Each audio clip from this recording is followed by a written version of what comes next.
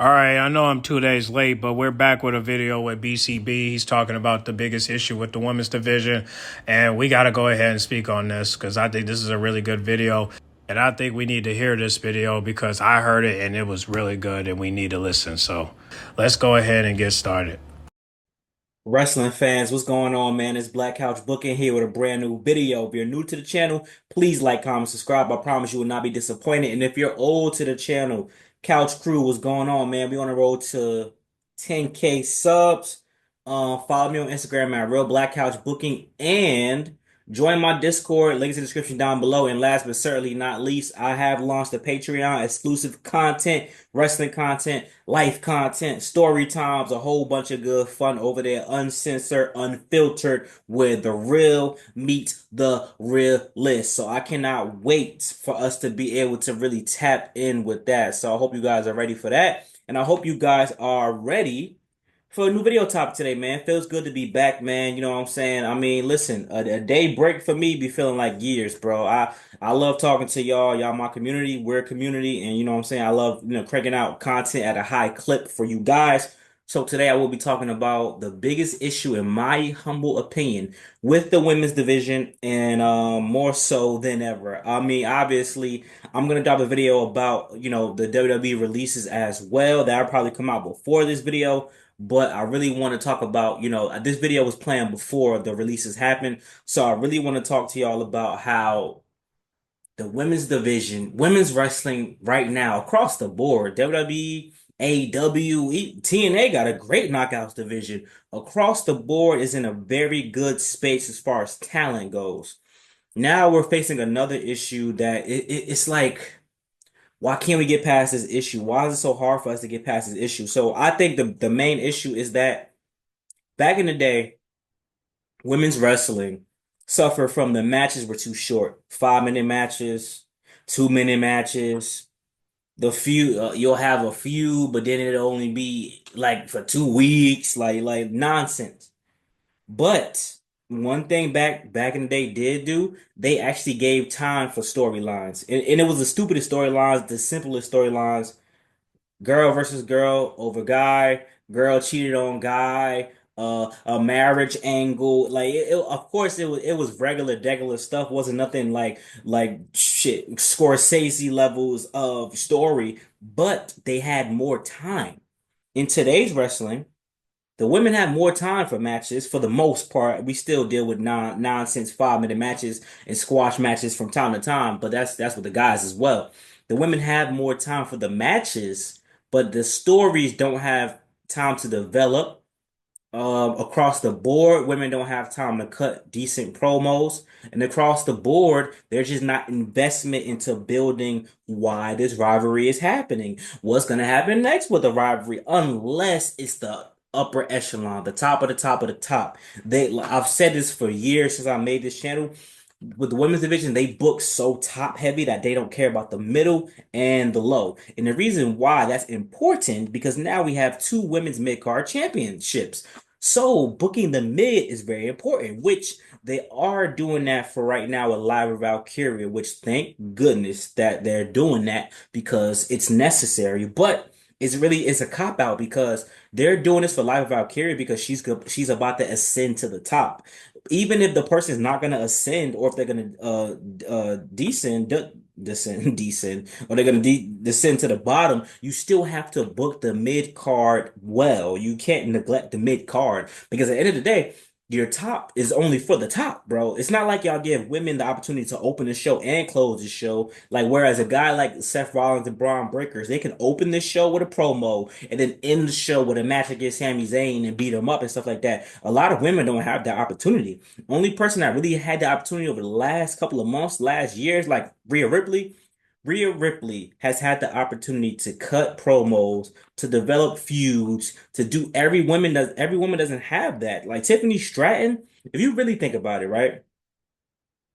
The build up with Nia Jackson, such and such and such and such, Tiffany Tiffany's whole build up was because of the money in the bank. It wasn't like the bullying story was such a simple story, but they didn't capitalize on that enough, I feel like. I feel like it could have gone way better because after that, they didn't go straight into the program. They took a lapse and Tiffany had to do something else. Then they mentioned the program. Nia Jax came back. Now they mention it again. Like it's not concurrent. Like it doesn't make sense. Like it's just not logical, guys.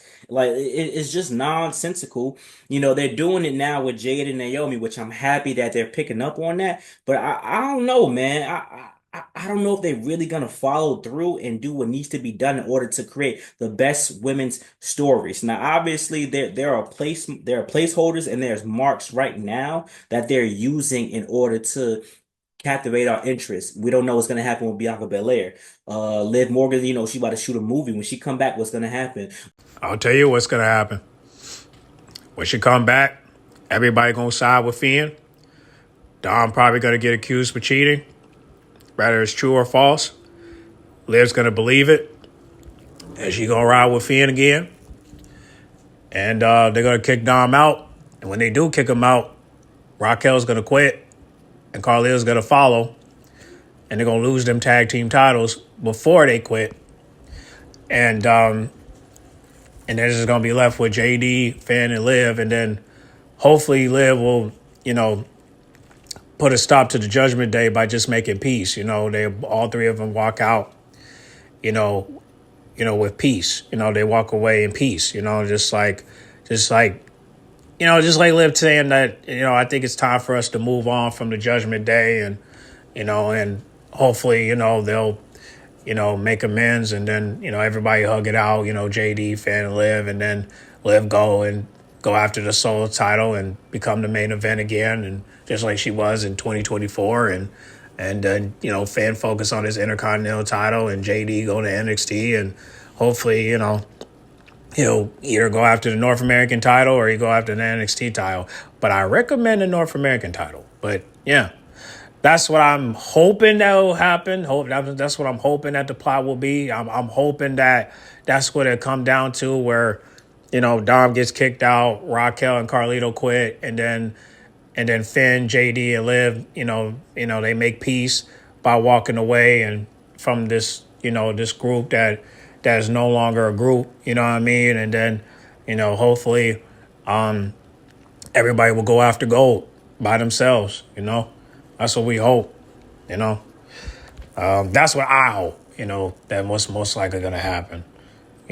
So, and then I've explained it multiple times of what the plot gonna look like, but by the time this drops, Raw will most likely be done, and we will have to see what Finn Balor's plan is. But yeah, that's what I think is gonna happen. But you never know.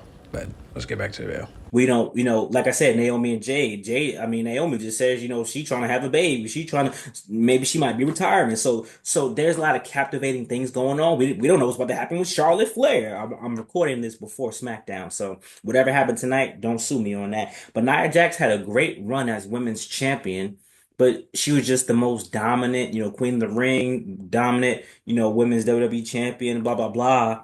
But like Nia Jax can have some cool stories, and I think WWE is doing this thing. They're falling too much into current day, Mary Sue type of thing. Oh, women, we gotta make sure that they're strong, independent women.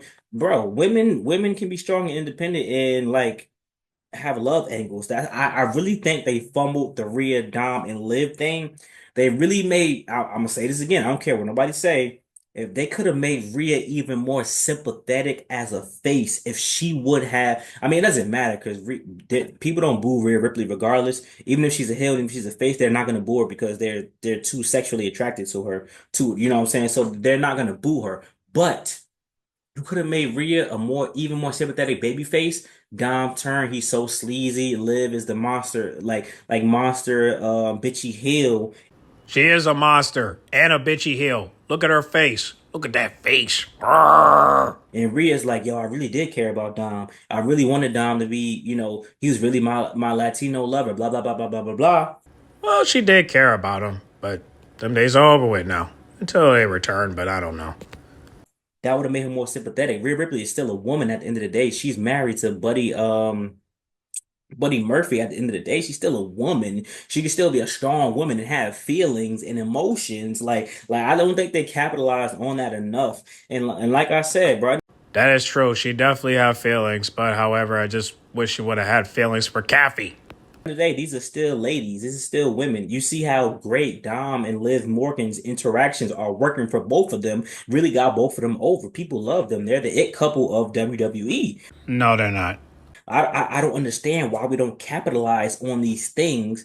And, you know, we don't got to go backwards, but we could take things from the past that worked, apply them to today, and combine them together. It should be 50-50. We shouldn't have more match time, but less promo and story time. We shouldn't have less promo time, but more match time. It should be in the middle, which I think they've done consistently with the guys. Even the boring, not even the most not invested storylines in WWE, they at least invest in it and they keep it consistent. The stuff with Andrade, Legado del Fantasma, and Santos, that is the most lowest of the lowest card story, but they're booking it every week. We see the interactions every week, even when just a backstage segment. They don't do that with the women all the time. Chelsea Green was getting some good burn when she was Women's United States champion, but you know what I'm saying? I don't know what's gonna happen with that.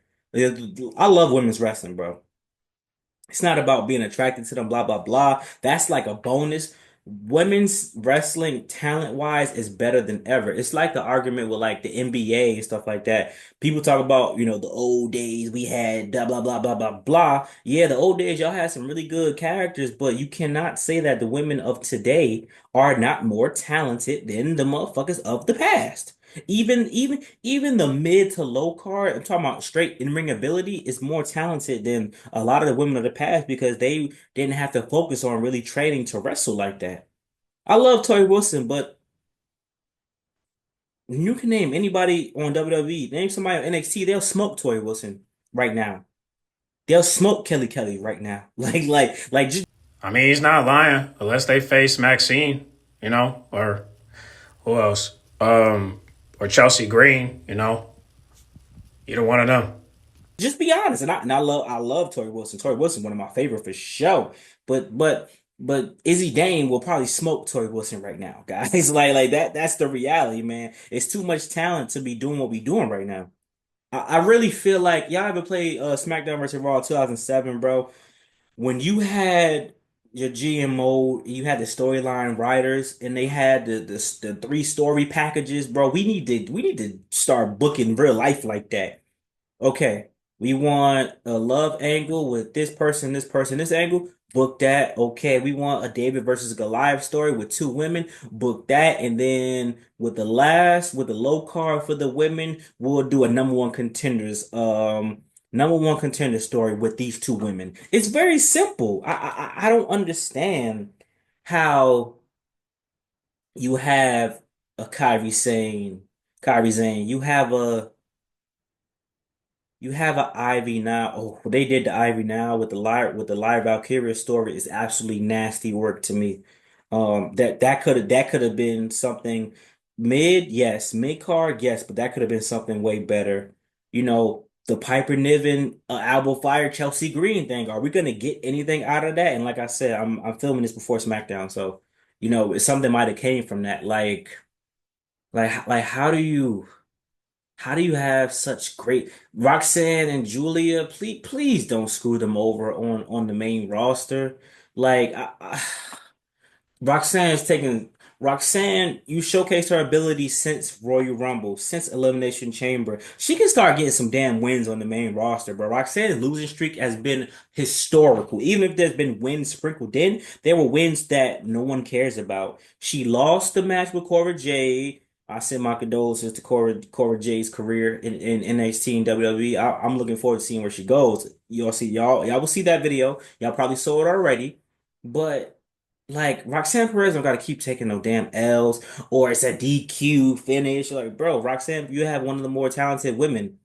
You push Tiffany to the forefront. You push Lyra to the mid. Roxanne Perez should be creeping up on her very soon. This woman performed in the Royal Rumble and outlasted a lot of people, made it to the end.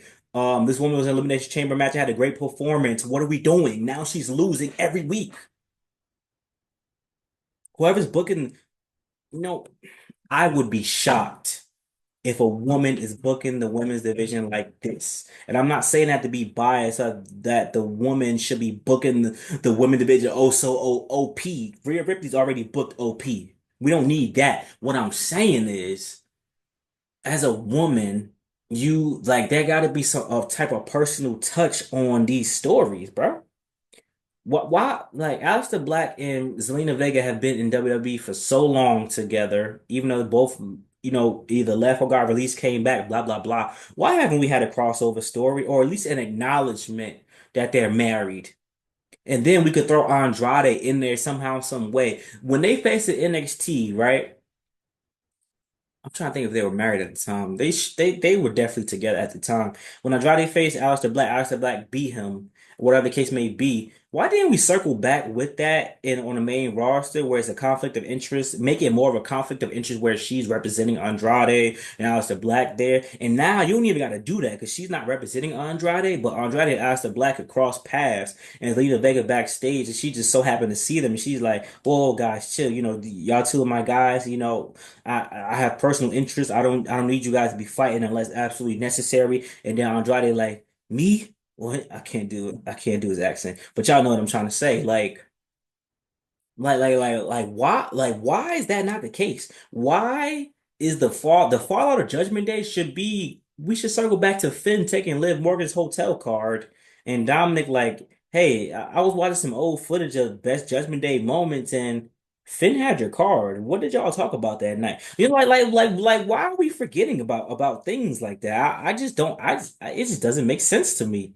Yeah, y'all tell me though, man, because like the women's division needs some flavor. Like the Naomi and Jade and Bianca story, that was the flavor that it needed. That was a flair that it needed. You know what I'm saying? Even I didn't like the Ric Flair, Charlotte Flair, Tiffany build up. At least there was some spice in it. At least talking about divorces and it's at least there was some little spice in. We need more spice in the women's division, especially that tag team division. Oh Lord. I would love to see how they could fix that. But like I'm just it's just boring. Like let's give them something cool. Like let's make some factions for the women that's actually cool because there's obviously no more damage control. I mean, there's obviously if y'all don't want to do Nia and Naomi as a one-off woman bloodline, like can we just do that? Like why can't we just do that? You know what I'm saying? Like let's start these makeshift tag teams. Let's build a story where two women, cross paths and become a monster tag team and become the greatest women's tag team of all time. Like let's figure something out. I think that would be very helpful for us. I mean, NXT is showing y'all what y'all could do, what y'all should do.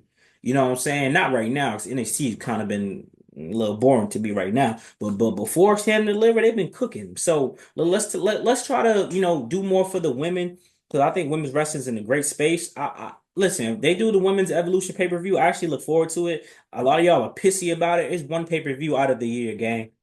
Canceling King and Queen of the Ring is crazy, but I'll take women's evolution. It's not that deep. They can really showcase some good talent, but you have to build the story up in order to get to that point. I don't want a women's evolution pay-per-view, and there's no stories on there. It's just people having matches. We need stories. So let me know what you guys think, man. Like, comment, subscribe. Appreciate you guys. Thank you for love and support as always. I look forward to dropping more content for you guys, and you guys have a great night, man. It's hot outside, and don't be sweating in your sheets or wash them the next day. That was just a random tip from me. So see you guys later, man. BCB, I'm out. It's a shame that the women's division is looking bad in WWE, but Maya May wants to come. I don't know what bag they offering her, but whatever it is, it better be worth it. Because you're just going to be sitting around with all that money piling up. Man, I hope it's worth it. Because you got to be doing something besides just sitting around taking pictures or posting pics of old pictures of yourself. So I don't know what Maya May going to do, but I hope it's worth it. Hope she do something. Have her come to SmackDown or something. But y'all comment down below, man, what y'all think about what B.C.B said, man. You think those some good ideas he had or no? Y'all comment down below. Let me know. Get in the comment box. Make sure you guys like, comment, subscribe, share if you're new. And I'll catch y'all in the next video, all right? I'm out.